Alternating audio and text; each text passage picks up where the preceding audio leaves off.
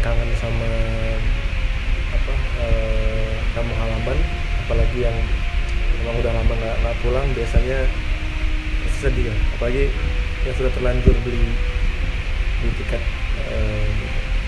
pulang kampung, itu pasti kecewa sekali dari pemerintah juga untuk tidak mudik dulu. Ya, mau harus kita turuti, tapi di saat ini memang kita harus mentaati dulu sih himbauan dari pemerintah, karena ya kita tahu semakin banyak juga yang terkena apa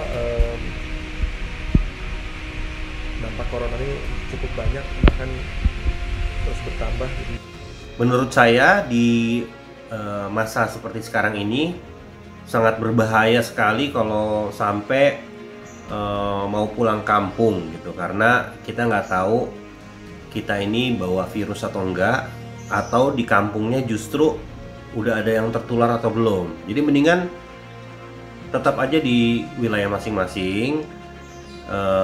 Selain itu juga di perjalanan kita nggak tahu kan, nanti bisa saling menular sesama orang yang pulang kampung.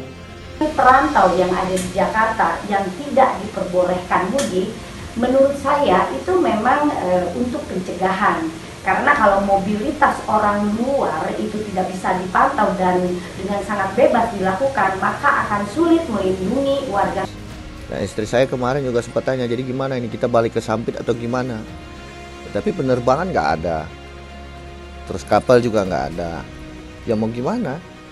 Ya kita harus taatilah apa yang dianjurkan pemerintah sekarang, itu yang terbaik.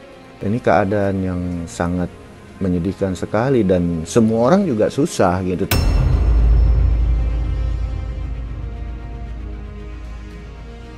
Kita cuma bisa berdoa, memohon kepada Allah, kapankah pertolongan Allah datang untuk kita semua.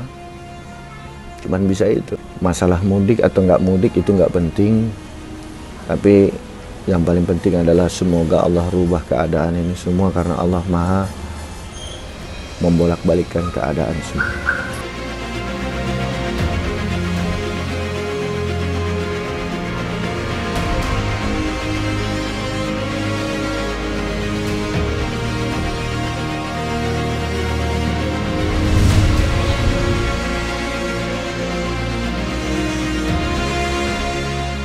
Mungkin ada kali 30 pertanyaan lebih kali kayak gini nih.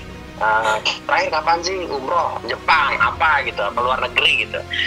Saya bilang dan dokter bilang itu bukan suatu patokan kita tertular di mana gitu, karena kita tidak punya alat deteksi untuk hal itu. Di Jakarta sudah banyak orang yang terpapar, Mbak, gitu. Jadi bisa kemungkinan saya terkena di Jakarta, bisa kemungkinan saya kena di luar kota, bisa juga kemungkinan saya terkena di luar negeri.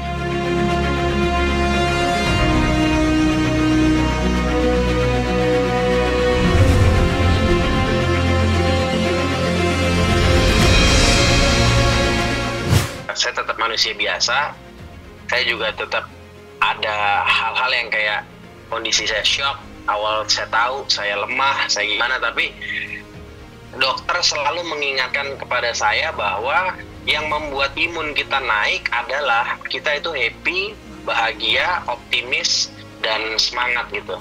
Tapi kalau yang membuat imun kita jatuh, kita marah, panik, stres, emosi, itu ya pokoknya hal-hal yang negatif. Jadi memang sekarang saya lagi fight untuk diri saya sendiri dengan gimana cara yang tadi saya bilang ke arah yang membangkitkan imun saya, yaitu saya harus enjoy, saya harus happy.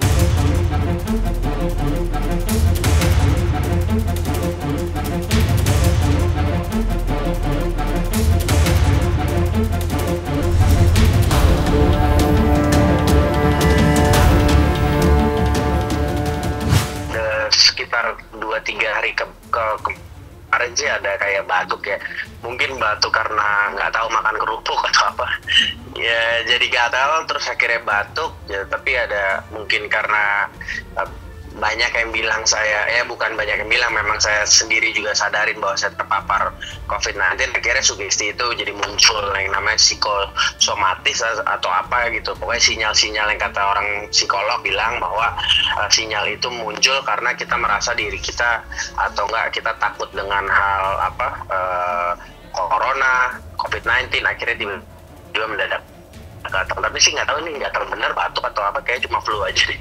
Sekarang saya kan udah hari ke-14 nih, karantina hari ke-14, dan saya rencana tes lagi di hari Selasa nih di rumah sakit. Jadi saya tes lagi di rumah sakit. Ntar kalau misalnya udah ada hasilnya negatif atau positif, saya akan kasih tahu ke Mbak.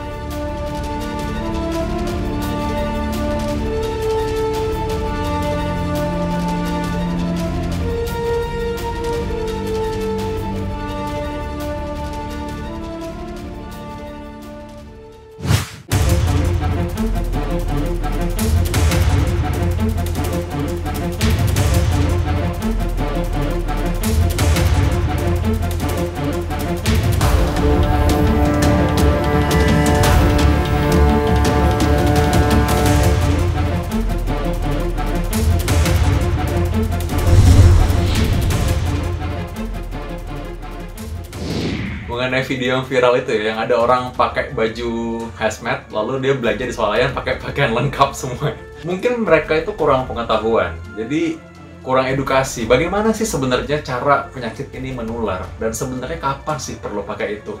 Sekali lagi ini bukan masalah boleh nggak boleh. Saya sangat respect dan menghargai sekali para tenaga medis, baik itu dokter, perawat, pokoknya semua pejuang medis yang sedang berjuang untuk melawan COVID-19 ini. Dan saya melihat bagaimana mereka memakai hazmat atau APD, alat perlindungan diri, supaya tidak terjangkit virus COVID-19 dengan pasien yang sudah tertular. Jadi itu perjuangan itu sangat berat banget, sampai mau pipis aja susah, mau minum aja susah.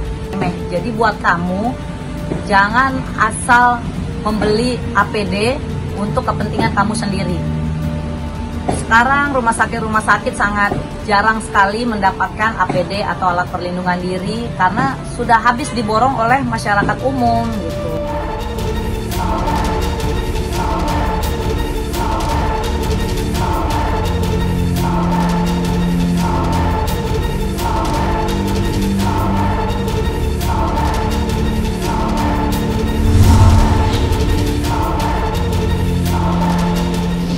Toleransi dengan keadaan sekitar, dan bagaimana kita mau membantu, bagaimana kita mau saling meringankan beban orang.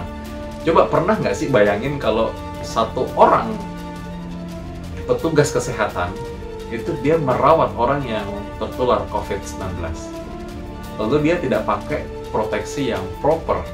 Bayangin nggak? Berarti kan kemungkinan dia kan tertular juga. Sama aja kita menambah korban setiap hari sebenarnya. Kalau tidak punya hazmat, berarti dia akan potensi tertular sangat tinggi.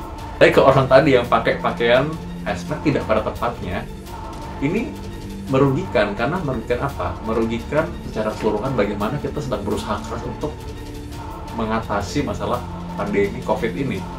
Jadi balik lagi, ini masalah sadar diri ya. Ini masalah bagaimana kita meringankan beban orang lain dan bukan berpikir mengenai diri sendiri aja. Kalau bisa semuanya harus punya kesadaran diri, semuanya harus tahu bahwa ini untuk kepentingan bersama, dan kita support para pejuang medis untuk bisa membantu menyembuhkan para korban atau suspek yang terkena virus COVID-19. Stay safe, stay strong, dan keep healthy.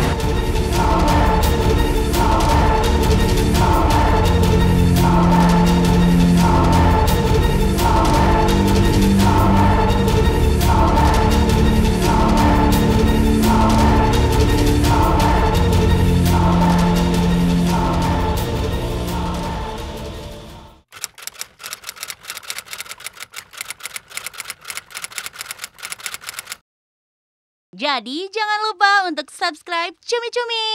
Ditekan ya tombol lonceng merahnya.